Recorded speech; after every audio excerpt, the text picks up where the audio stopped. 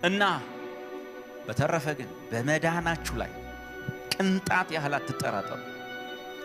ከተጠራጠራችሁ ሌላ የመዳኛ ተስፋ ፈልጉ።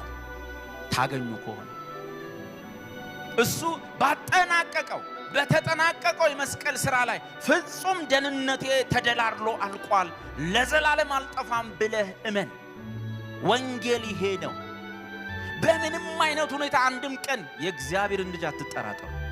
በእናንተ ድካም የኢየሱስ እንደማትለኩ ሰይጣን እንዳታልል የበረታህ ቀን ደግሞ አቤት ብርቱ አንተማ ድናሃል በቃ እንዳይልህ። ደህንነትህ በብርታትህ፣ ደህንነትህ በድካም አልተመሰረተ።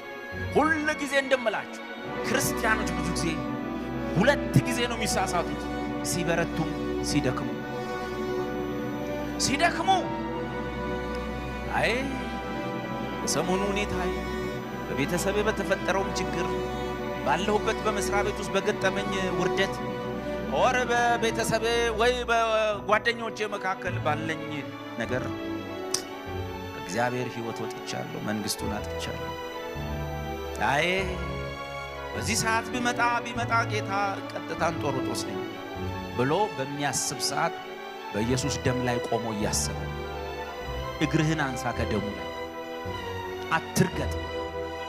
ባለፈው ሰሞን ድነ የነበርከው አንተ ጥሩ ሰው ስለነበርክ መስሪያ ቤት ውስጥ ባለ ባህሪ ተገምግም አይደለም፣ እሱ ለደሞዝ ጭማሪ ማለት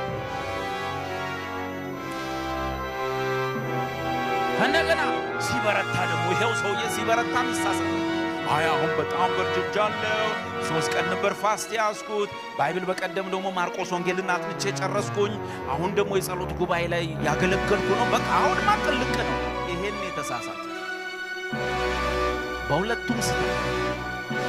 ደህንነትን በተመለከተ መስቀል ብቻ ይታይ፣ የተሰቀለ ብቻ ይታይ። በዛ በተከፈተ በዛ በተወጋ ጎን ውስጥ ነው እግዚአብሔር ያስገባህ። ስለዚህ በሁለቱም ጊዜ እንዳስቡ ድናችኋል። የወንጌሉ መልእክተኞች እኛ ነን።